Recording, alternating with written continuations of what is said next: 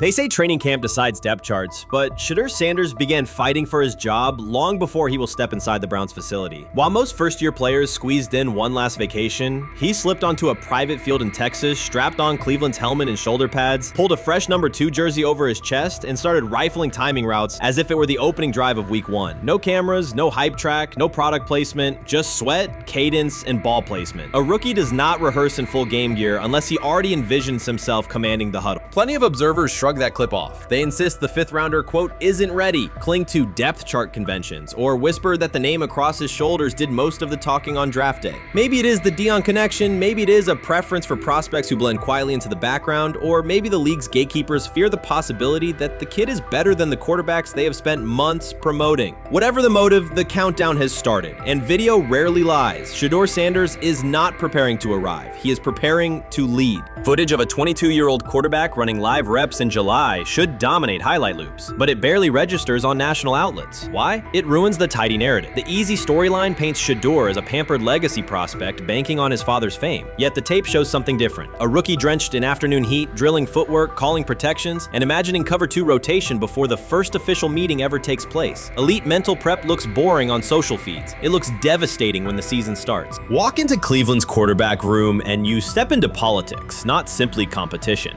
Joe Flacco, a Super Bowl MVP in decline, carries institutional trust. Kenny Pickett, rescued from Pittsburgh's reset, carries hometown intrigue. Dylan Gabriel, the 3rd-round system fit, carries draft capital the staff must justify. And then there's Shedeur, the lightning rod whose presence alone spotlights every bias in the evaluation process. Coaches frame it neatly. Rookies must wait their turn. The truth is less polite. Practice snaps are currency. Perception is elastic, and early allocations already favor Pickett and Flacco. It is the oldest playbook in the league. Lock vets into the headline roles before pads even crack. Then let repetition shape reality.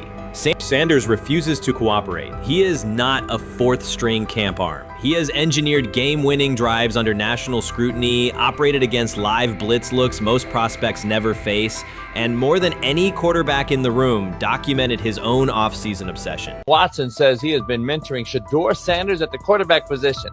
The biggest failure in the NFL is now mentoring quarterbacks. The most overpaid underdeliverer at the position is now mentoring 2 rookie QBs and a Super Bowl champ. So what exactly are you mentoring him at? You have had 24 civil lawsuits that you paid off to go away. And when you play, you are as ass as those massage therapists are, apparently.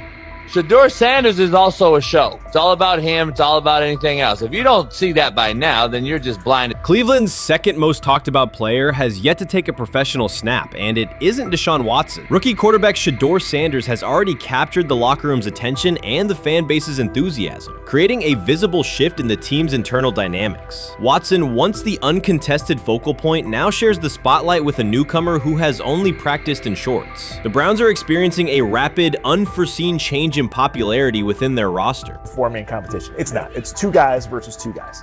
It's the 2 older guys to be the starter. Yeah. It's the 2 younger guys to position themselves however it may be. Right. Show little improvement every single day, right? So, of all the things I'm watching the first 5 when they break a session, the first 5 with the veterans, with the ones. Who's in there, where are they going? The ball's going to Judy, right? Flacco's no dummy, lasts as long as he has, right? He can really whiz it. But as we go on, I want to watch these guys because they probably just got plays installed Tuesday, and they're out there running them Wednesday. Shedeur Sanders arrived in Cleveland and immediately commanded attention. The rookie has yet to take a preseason snap, yet the energy around him inside the building and across social media eclipses what many veterans receive in an entire season. Fan enthusiasm is so strong that Deshaun Watson's jerseys are already drifting toward the clearance rack at the team store. In a matter of days, Sanders has become the roster's 2nd most popular figure, while Watson watches his once secure QB1 status and public approval shrink by the hour. Shedeur or Deshaun? Who do you want as your quarterback next year? Honestly, Shedeur. I love Deshaun though.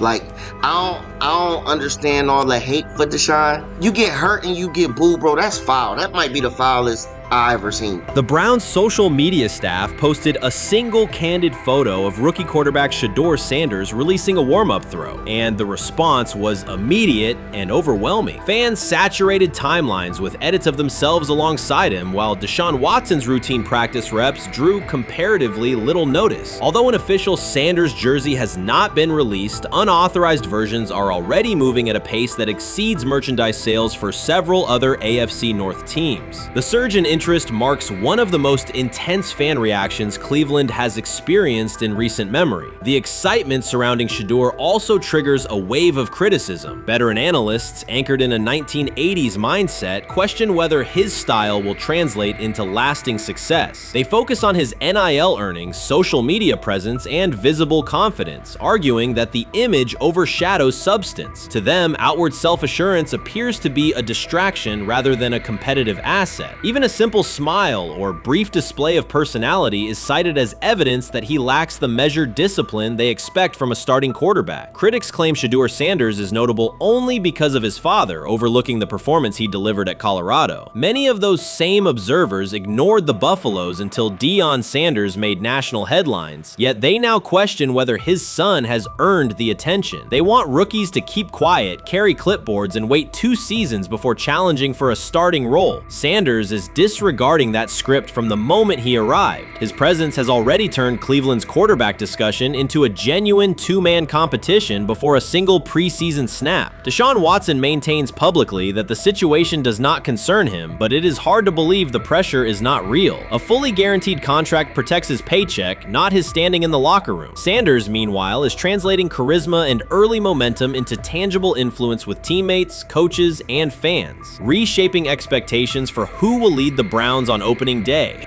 I'm a firm believer. If I wanted Shedeur Sanders at 2, at worst at 33, of course I already think that he's better than other quarterbacks. Because that's the type of talent, that's where I would have picked him at. And if he was at 2 or 33, and he still had the same exact skill set, we would be talking about him starting and playing. Right. Well, there'd only be 3 quarterbacks. It'll be here, 3 quarterbacks, not 4. Yeah. But since he moved to the 5th round, that's cool. They might have to go along with it. But to me, I think if you ask who got the best tools, I'm going with Shedeur. Shedeur Sanders has not taken a single professional snap, yet discussion about him has split NFL social media into 2 camps. One side already argues he should start immediately. The other worries about what that means for veteran quarterbacks like Deshaun Watson. Reporters now line the perimeter of Browns camp, scrutinizing every inconsistency in Watson's spiral and every precise throw from Sanders during drills. Each well-placed pass is clipped, posted to TikTok, and captioned as evidence of a future QB1. Cleveland is no stranger to quarterback drama, but this situation is different. Rather than cycling through another unproven starter, the franchise is dealing with a rookie who entered with more polish, public attention, and perceived readiness than most first-year players. Fans chant Sanders' name before he has appeared in a preseason game, while the established starter works to maintain his relevance. The atmosphere is not yet a full controversy, it is a countdown. Traditional analysts insist on the importance of experience and respecting the process, yet Sanders is progressing on the timeline set by the supporters who already view him as the next leader of the offense. They have never loathed college football itself. They have resisted the people determined to reshape it. When Deion Sanders, black, direct, unapologetic, walks into a room of power brokers and speaks with authority instead of deference, critics recoil. During his playing days, they complained about celebrations and gold chains. Now that he is a head coach, mentor, and father, they label him something more polite, but just as dismissive, a problem.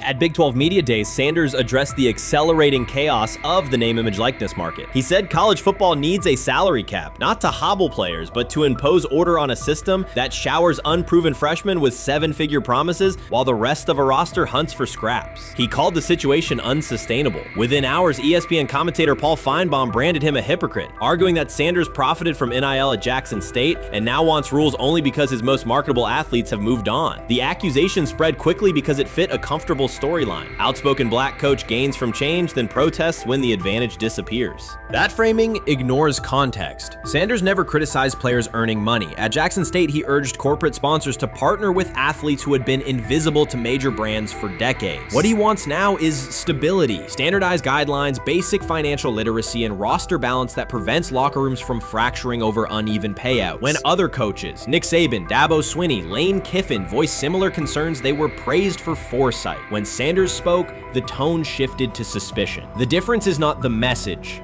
it is the messenger. Feinbaum's response followed a familiar script. When black leaders question the structure of the sport, their motives are interrogated, their credibility attacked, and their competence doubted. He did not level the same charge at Jimbo Fisher when Fisher complained that NIL disturbed recruiting. He stayed silent when Kiffin lamented the transfer portal. But Sanders, who raised enrollment and television ratings at Jackson State, brought unprecedented attention to Colorado in one season and consistently mentors players beyond football, was called opportunistic. Feinbaum dismissed the cultural impact Sanders created, the exposure for historically black colleges, the draft picks developed, the infrastructure improved, reducing his work to a marketing stunt dependent on star sons Shedeur and Shiloh or two-way standout Travis Hunter. Sanders did not retaliate. He returned to practice, media obligations, and recruiting. His confidence is rooted in faith and in the responsibility he feels toward young athletes whose lives will extend decades beyond their highlight clips. When he asks for NIL boundaries, he is thinking about freshmen handed large sums without guidance, families unprepared for sudden wealth, and programs that abandon kids once production stalls. He has watched that cycle from the inside.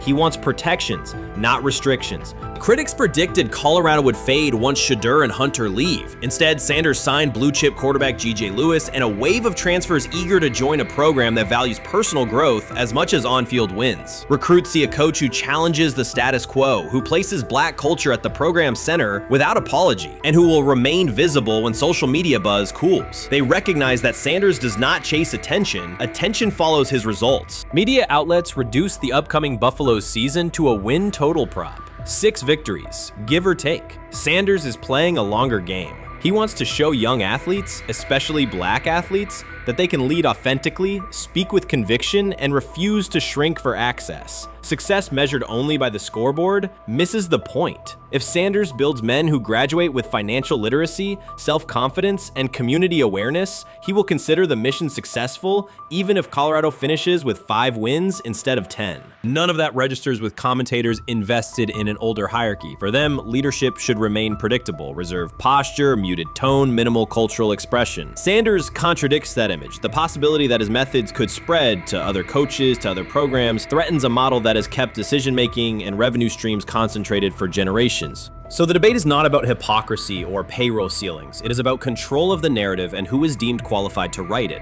Sanders refuses to surrender that authority. He knows order is necessary. He also knows whose voices have been ignored whenever real reform is discussed. By speaking plainly, he forces television panels, athletic directors, and conference commissioners to confront issues they would rather defer: financial education, equitable resource distribution, and consistent national standards. Whether Colorado exceeds betting lines this fall will not change the trajectory Sanders has already set. He made Boulder relevant, energized recruiting beyond traditional power corridors, and broadened college football's cultural reach. That influence will persist long after social media debates cool. If his call for NIL structure eventually becomes policy, as the NCAA and Congress now contemplate, Feinbaum's soundbite will fade, while Sanders' imprint endures. In the end, accusations of hypocrisy say more about the accuser than the coach. Sanders has remained consistent: empower athletes, hold adults accountable, and inject stability before unchecked money corrodes the locker room. The people who stand to lose clout in that environment prefer the chaos they can manipulate. Sanders prefers a system that nurtures the players who make the sport worth watching. His advocacy is rooted in experience, not self-interest, and his critics will have to decide whether to engage with that reality or keep shouting from the sidelines. Urban Meyer's roster history underscores the absurdity. Meyer coached Aaron Hernandez, whose off-field crimes are well documented, along with other players entangled in assaults, academic misconduct, and more. Yet Feinbaum singled out Newton, a national champion, Heisman Trophy winner, and NFL MVP, as the worst. This selective condemnation is not new. When Deion Sanders recently suggested implementing an NIL salary cap to restore competitive balance, Feinbaum dismissed the proposal and called Sanders a hypocrite rather than engage with the substance. The pattern repeats. Feinbaum routinely targets Cam Newton, Deion Sanders, Jameis Winston, Lamar Jackson, outspoken black athletes and coaches, while extending grace to figures such as Nick Saban, Kirby Smart, Dabo Swinney, or Tim Tebow under similar circumstances. Newton is no longer content to remain silent while others distort his story. In response, he laid out an accurate chronology, highlighting facts the commentary networks rarely repeat. One long-standing myth is that Newton was expelled from the University of Florida. He was not.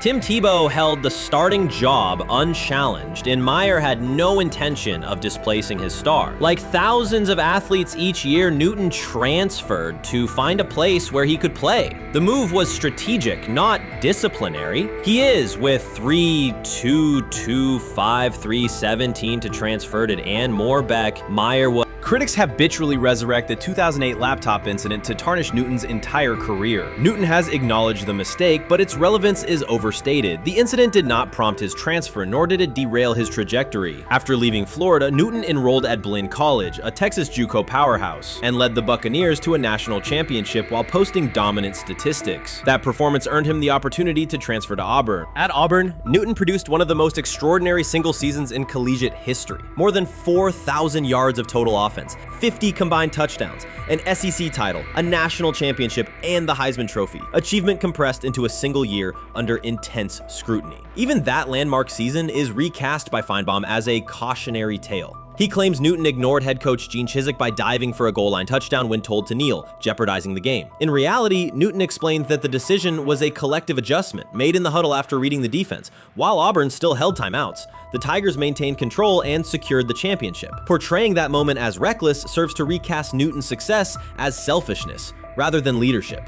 Feinbaum's approach to Sanders reflects the same dynamic. When Sanders urged a structured NIL ceiling to protect athletes and stabilize rosters, Feinbaum immediately labeled him hypocritical. Yet when Saban or Sweeney voice identical concerns, Feinbaum frames them as thoughtful guardians of the sport. The inconsistency reveals that the determining factor is not the argument but the identity of the speaker. Unapologetic black leaders who control their narratives, challenge entrenched hierarchies, and Feinbaum's commentary often functions as a check on that influence. Newton countered Feinbaum's latest attack with a concise statement. "You're lying, Paul. Please stop." Behind those words lay a broader indictment of the media machinery that weaponizes half-truths. By calling Newton the worst player Meyer coached, Feinbaum was seeding doubt among fans, front office evaluators, and future historians. Newton, now an established media presence and entrepreneur, no longer depends on traditional outlets to correct the record. He reminded audiences of three essential truths. He departed Florida on his own terms, he led Auburn with support from coaches and teammates, and he captured every major accolade available in college and professional football without conforming to prescribed expectations. An unspoken rule lingers in American sports discourse. Black athletes may excel, but must do so quietly, gratefully, and without highlighting systemic inequities. Newton broke that expectation early by celebrating with unreserved joy, answering questions candidly, and refusing to minimize his personality. For some commentators, that confidence is reinterpreted as arrogance. Feinbaum's repeated attempts to undermine Newton follow a familiar script of policing behavior rather than analyzing performance. Yet, legacy rests not in a pundit soundbite, but in tangible achievements and public memory. Newton's resume, Heisman winner, national champion, NFL MVP, speaks for itself. Millions of fans witnessed his impact on Saturdays and Sundays. Countless young quarterbacks saw someone who looks like them redefine the position's possibilities. The same is true for Sanders, whose player-first coaching philosophy and media savvy continue to influence college football's direction. Feinbaum's commentary cannot erase these realities. Newton, Sanders, Winston, Jackson, and others have already secured their places in football history. By publicly confronting misinformation, Newton set a precedent for athletes who now possess the platforms and technology to present their stories unfiltered. The microphone no longer belongs exclusively to legacy broadcasters. Newton holds it now, and he intends to keep it. A decisive shift that reduces the gatekeeper's influence and ensures that accomplishments are judged on merit rather than narrative manipulation. Chris Carter's televised assessment of Shedeur Sanders triggered immediate pushback from Cleveland fans, local media, and even several Browns veterans. Carter dismissed Sanders, a fifth-round pick, as unprepared to start and framed the growing interest around him as purely a byproduct of surname recognition. Since that segment aired, practice reports have told a very different story. Observers inside the Browns facility describe a rookie quarterback who is closing the gap on Kenny Pickett and Dylan Gabriel with surprising speed. Sanders first turned heads in rookie minicamp by directing the huddle with a calm that belied his inexperience. Position coaches reported that he rarely repeated mental errors during installation periods, a trait they rank highly when grading young quarterbacks. In organized team activities, he showed consistent timing on intermediate routes, kept turnover numbers low in 7-on-7 periods, and demonstrated early command of Kevin Stefanski's protection calls. That steady execution earned him a handful of first-team snaps, reps that would ordinarily have belonged to Pickett by default. By mandatory minicamp, the rotation had shifted again. Practice notes from beat reporters detail the rise in Sanders' workload each day. Red zone series against the starting defense, 2-minute drills, and full field scrimmage possessions in which he checked out of called plays when fronts dictated it. Mary Kay Cabot, initially skeptical Sanders would challenge for game day snaps in 2025, wrote after consecutive sessions in mid-June that his footwork, release speed, and pocket management had, quote, meaningfully tightened since rookie camp. Her tone marked a clear departure from early spring projections that labeled Sanders a long-term developmental project. The broader quarterback context in Cleveland magnifies that progress. Deshaun Watson's availability and form remain uncertain after 2 injury-interrupted seasons, while Pickett's transition from Pittsburgh has been uneven. Dylan Gabriel's arm strength is evident, but coaches continue to stress hesitation in his full-field reads.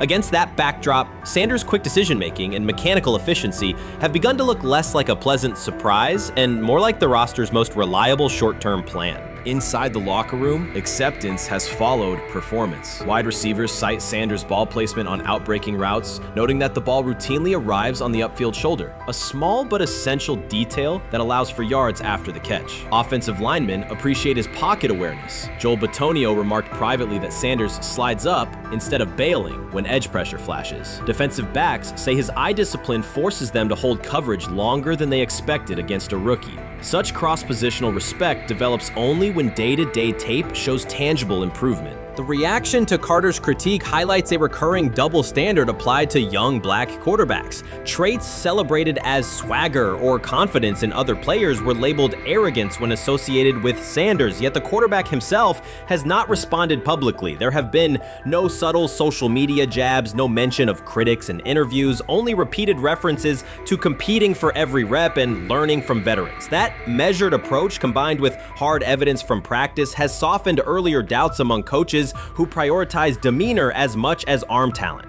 Within the coaching staff, the discussion now centers on readiness thresholds. Stefanski's scheme relies heavily on quick rhythm throws, defined reads, and disciplined pocket movement. Those requirements align with Sanders' strengths: a compact release, willingness to target the middle of the field, and instinctive timing on RPO concepts carried over from his college tape. Staffers reviewing cut-ups from joint practices note that his internal clock already approximates NFL speed, a metric they did not expect to see until mid-season at best. If that trajectory continues through preseason games, the Browns face a consequential decision. Starting a 5th-round rookie 6 weeks after training camp opens would unsettle salary cap assumptions, depth chart politics, and external perceptions of organizational stability. Yet the internal mandate remains clear: the most prepared quarterback will play. That standard places Sanders in genuine contention because every practice metric used to grade readiness, turnover ratio, red zone efficiency, third down conversion rate has trended in his favor since early June. The organizational stakes are considerable. Cleveland has cycled through starting quarterbacks at a startling pace over the past decade, shifting from first-round investments like Baker Mayfield to high-cost gambles such as Watson,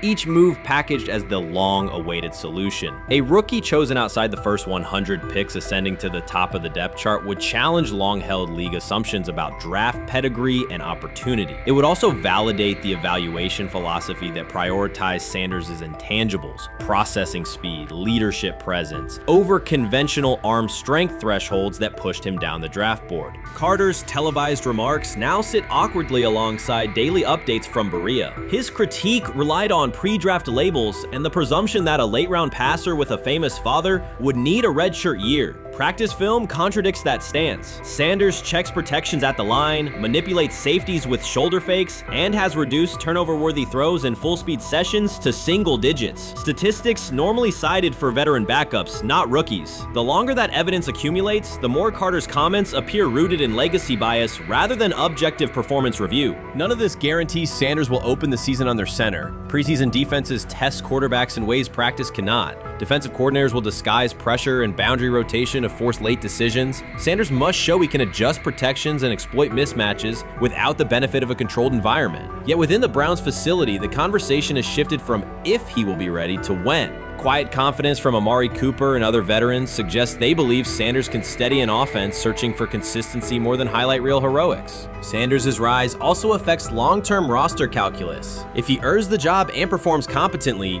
Cleveland gains starter-level production on a cost-controlled rookie contract, freeing cap space allocated to other positions. That scenario could reshape roster-building strategy in a division featuring Joe Burrow and Lamar Jackson, quarterbacks whose contracts consume significant percentages of team payroll. A capable, low-cost starter would allow the Browns to reinforce their offensive line and secondary while retaining core veterans, a competitive advantage few teams enjoy.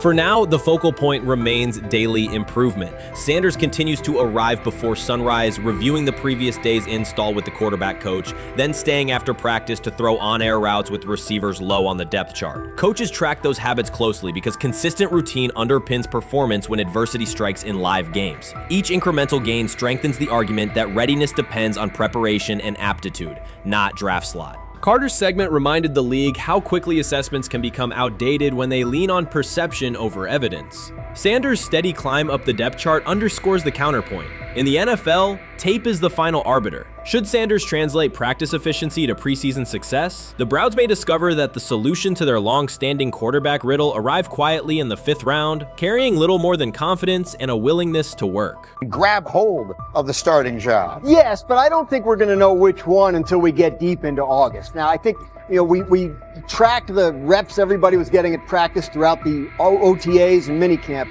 But when you talk to people there, they just want to make sure everybody got what they needed. And that, Kenny Pickett, we find out if he has the goods to be the starter. Joe Flacco, they back him off a little bit. He's 40. He may not need as much. The rookies, Shedeur Sanders and Dylan Gabriel, what do they need to learn to make the transition from the college game to the pro game? That's what the spring was about for the Browns quarterbacks. Now, Shedeur Sanders has moved from social media celebrity to on-field standout, and ESPN now lists him among its first-team candidates. Reactions are split. Some fans are impressed while others are skeptical. Whether this reflects Deion Sanders' long-term strategy or simply Shedeur's rapid development, the story is drawing widespread attention. Here's a look at what led to this moment. They never planned on taking him. The problem is, like Ocho Cinco said, you got somebody that has endeared himself to the locker room.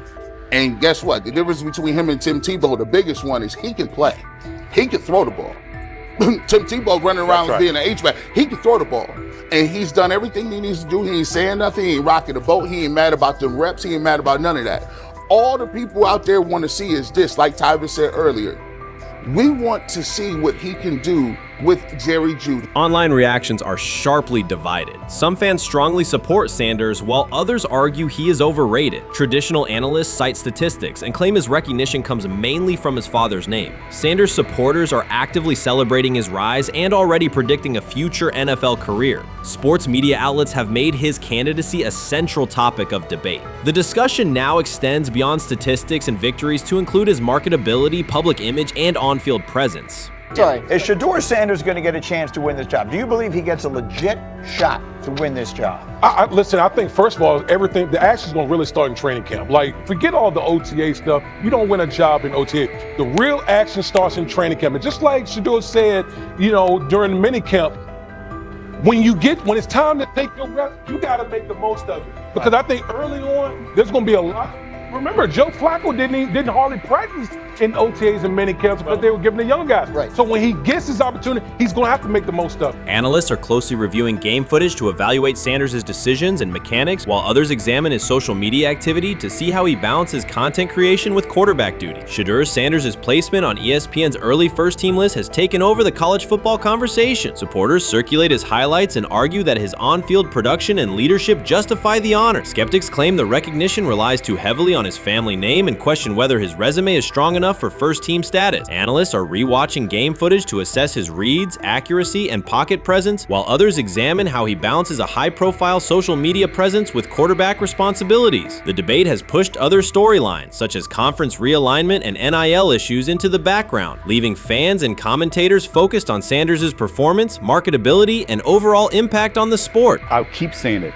I believe Shedeur Sanders should play more games than any other quarterback on this roster this year, because he's the only guy that I look at and say, they might have something here, because I'm telling you right now, they left night 1 of the draft saying, we are taking our quarterback next year. So it's on Shedeur or Dylan or Kenny, probably not Joe, To change their mind. to change their mind. But you got to find out.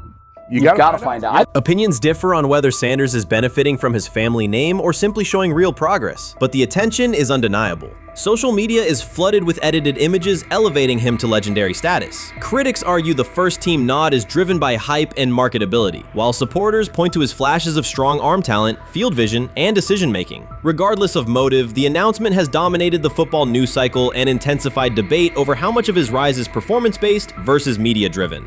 Highlight reels rarely show Sanders' turnovers, late-game mistakes, or inconsistent stretches. Being named to a first-team watch list suggests sustained dominance, something Sanders has displayed only in flashes. His selection appears driven as much by brand recognition and media appeal as by performance. ESPN's decision has intensified debate. Data-driven critics post statistics that question his resume, while passionate supporters predict awards and future NFL success. Commentators recall a time when first-team consideration required years of proven excellence. Yet many fans already see the announcement as confirmation that Sanders is on track for major college football honors. Shedeur Sanders has earned first-team reps when training camp commences later in July. I'm not saying like he's the first guy up when you do 11 on 11s day 1, 2, 3, 4, 5 at training camp. I'm not necessarily saying that, but he's the one quarterback that we didn't get a chance to see take reps with the ones. But I think Shedeur has a chance to like make this conversation interesting if he gets those reps with the ones and he has the same success that he did with the 2s, the 3s, and the 4s. I have confidence he can show you something, but I got to see it. We all got to see it before we can actually judge that. Some believe Deion Sanders is already preparing for an award ceremony, while others are furious, threatening to protest ESPN's credibility over Shedeur's first-team mention. Critics argue that honoring Sanders without a full season of elite play undermines college football standards. Supporters insist his performance and profile justify the recognition. The debate reflects a broader clash between traditional merit-based evaluation and modern brand-driven visibility. In today's landscape, first-team consideration is no longer only about statistics. It also involves marketability and audience engagement. Whether welcomed or rejected, Sanders commands attention and embodies the sport's shift toward both performance and personal brand. When he led college football in completion percentage and he threw almost 40 touchdowns for over 4,000 yards, how tall was he? Because they make it seem like he shrunk all of a sudden, RC. Oh, how lively was his arm? Because all I know is somebody did that. Somebody threw for over 4,000 yards, somebody threw for almost 40 touchdowns, and somebody led college football in completion percentage. Now, I'm trying to figure out, what I try to figure out all the time, Mel, is how a guy that hadn't played football in almost 5 months. Shannon Sharpe has publicly defended Shedeur Sanders and criticized those questioning him. Sanders has earned higher recognition and some fans are responding negatively. Although there's debate about whether he belongs on a second-team list, Sharpe maintains that Sanders' career is clearly ascending. Reactions on social media are mixed. Some users are angry, others are surprised, and a few say they anticipated this result. The conversation remains active. When reports confirmed that Shedeur Sanders had been elevated from second team to near top tier status, Shannon Sharpe issued an emphatic response. He delivered a detailed rebuttal to critics, underscoring why Sanders deserved the promotion and directly challenging those who doubted the decision. I don't think that he was underprepared during these meetings. I don't believe any of these stories that he showed up arrogant and that he was bombing his interviews. I mean, you watch the film, he's on time, he's on point. You watch his interviews, he answers like a 10-year NFL veteran. Like, he's clearly dominating OTAs. It's every single day there's a new report of how well he's doing for the Browns in OTAs. And I mean, you can say what you want, it's just OTAs. Okay, if that's your new narrative, then he's doing exactly what he needs to be doing. He's on point, he's on time, he's getting the respect of his teammates, and he's making plays. So we're gonna see years down the line, something's gonna come out that I don't know what exactly it was, but something will come out. Critics have been waiting for an opportunity to dismiss Sanders. They labeled him overrated, accused him of benefiting from nepotism, and claimed his profile came only from his last name and polished image. Within their own echo chamber, they cited every game in which he fell short of huge passing numbers as validation of their doubts. Since Sanders has begun receiving formal recognition, criticism has escalated. A wave of self-appointed analysts is dissecting his throwing mechanics and team role, and many online commentators now argue that his promotion reflects deeper problems within the sport. Shannon Sharpe rejected each criticism directed at Shedeur Sanders. During the broadcast, he turned a routine segment into a detailed examination, acting as presenter, interrogator, and fact-checker. Sharpe walked viewers through game film, season statistics, and scouting reports to show why Sanders merited merited his recent promotion. Whenever a panelist claimed Sanders had not earned the role, Sharpe countered with completion percentages, efficiency ratings under pressure, and documented late-game drives that changed outcomes. He stressed that the backlash was driven less by on-field evidence and more by reluctance to revise earlier opinions. Sharpe argued that critics were upset not because Sanders lacked qualifications, but because his progress contradicted their initial narrative. By the end of the discussion, Sharpe had moved past simple defense and reframed Sanders as a clear example of performance-based advancement, demonstrating that early predictions can be wrong. Never heard of no Dylan Gabriel or Tyler Shock. What the hell is that?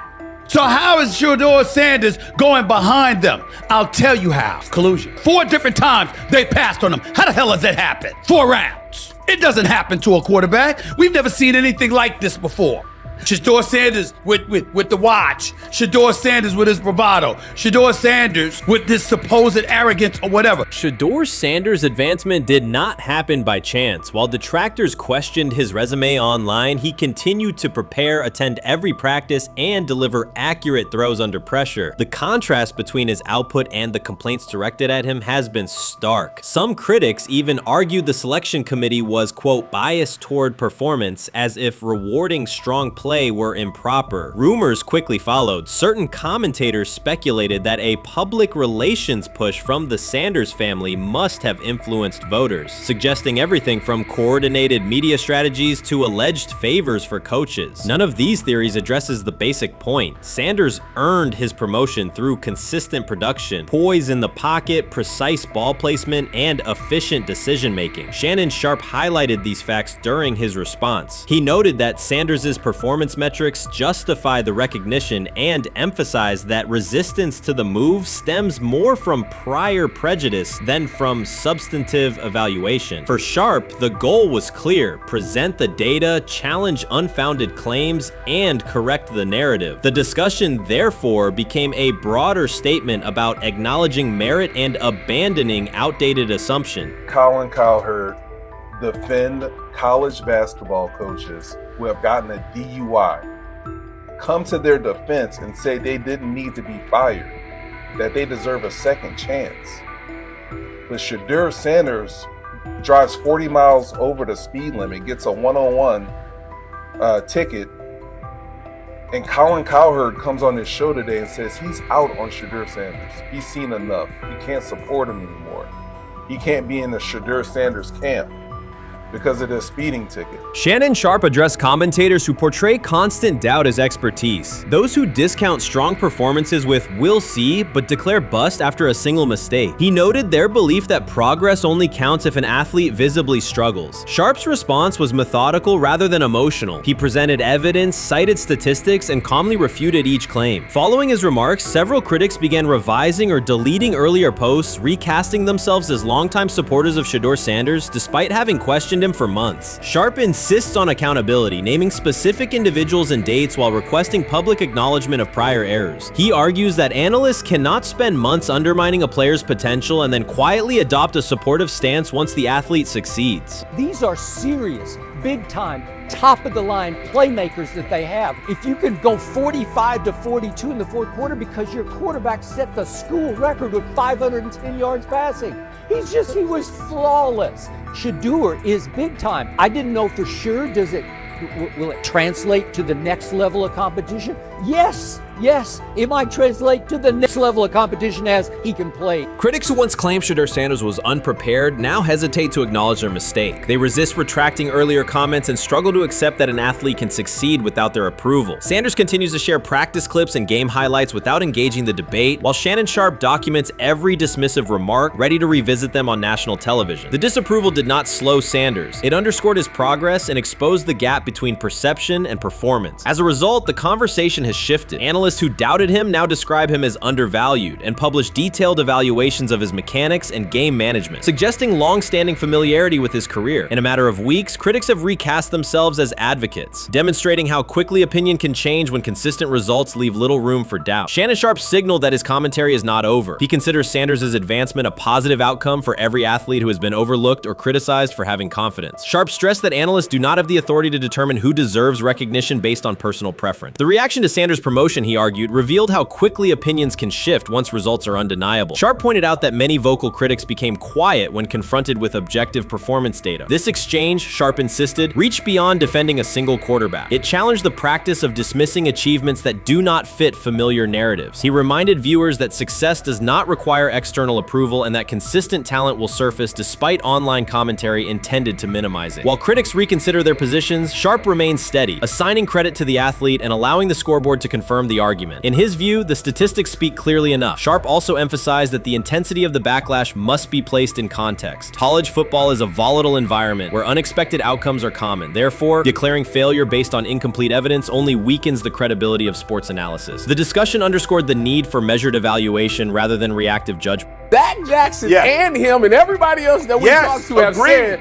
that Shedeur looks good. He looks really good. Yes. He looks better. And we got Zach that say Dillon Gabriel ain't even an NFL quarterback. It's true. So how is it that this man can't get a rep with the ones, but that non-NFL quarterback can? We all what agree sense with that. does that make? Some observers now claim that recognizing Shedeur Sanders' strong performance undermines football's traditional standards, even though they previously argued he received coverage only because of his father. Faced with Sanders' current statistics, those critics are searching for explanations that fit their earlier narrative. The data have always been clear. Their earlier objections ignored that fact. Shannon Sharpe is openly highlighting this reversal, comparing past negative remarks with Sanders' recent 400-yard games to demonstrate the gap between criticism and evidence. Sharpe did not force these commentators to backtrack. He simply displayed their earlier claims alongside Sanders' results, allowing the contrast to speak for itself. What do you think is happening in Browns camp?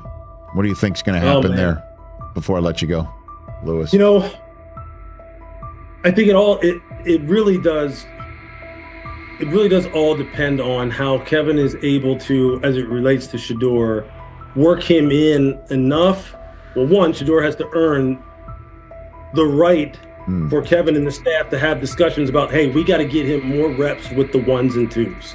We got to get him more reps with the ones and twos when we're going team period, not just walk through or not just 7-on-7 team. Louis Riddick reacted sharply on air after viewing practice footage from the Cleveland Browns. The clip showed quarterback Shedeur Sanders executing a string of precise throws while the Browns head coach watched with a broad smile. Riddick questioned whether the session was focused on evaluation or celebration, arguing that visible enthusiasm from the staff could cloud objective assessment of a rookie's progress. Earlier in the segment, Riddick's tone had been measured once the Sanders highlights appeared. He criticized the perception that a routine practice was being treated like a marquee event. He stressed that coaching reactions should remain subdued until performance translates into game situations. Riddick concluded by calling for accountability and asking the Browns to clarify how they plan to manage expectations for Shedeur Sanders as training camp continues. Couldn't imagine me myself saying, hey, you know what, as someone who has been at the very bottom to try and ascend to like some level of success, I could never imagine going, you know what would be really cool? I'm gonna play a joke on someone like this and make pretend that I'm a GM and I'm drafting you when actually I'm not, and then I'm gonna hang up and just giggle about it. Man, what the hell are we doing? Seriously, what are we doing when we think that that kind of crap is funny? I don't know. Trying to get likes on TikTok. I don't have the right words for it. Right, Lewis, I'm gonna say this. I don't have the right words for it. Few situations unsettle a former front office executive faster than watching coaches celebrate a rookie quarterback before pads come on in August. In Louis Riddick's view, the Browns staff did more than acknowledge promise. They acted as though they had already secured their franchise leader. Throughout the session, Shedeur Sanders delivered 40-yard throws off his back foot, ran crisp 2-minute drills, and displayed steadiness rare for a first-year player. According to reports, each successful rep drew audible admiration from the sideline, highlighting how quickly enthusiasm has escalated.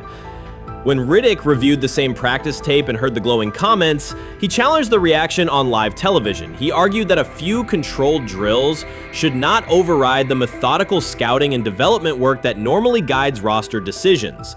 Riddick's criticism focused less on Sanders' talent than on the evaluation process. He warned that comparing a prospect to established stars or joking about renaming the stadium creates pressure before the player has taken an NFL hit, faced a disguised coverage, or logged a preseason snap. Praising potential is acceptable, he said, but anointing a savior in July risks repeating the organization's history of premature quarterback expectations. Sanders brings confidence shaped by his father's legacy and his own disciplined preparation, yet Riddick insists that progress must be confirmed over time. He urged the Browns to temper public excitement, follow a structured development plan, and reserve celebratory reactions for on-field results that matter. Regular season production under live pressure, not highlight clips from a midsummer workout. He has to earn that. Kevin has to figure out a way to do that.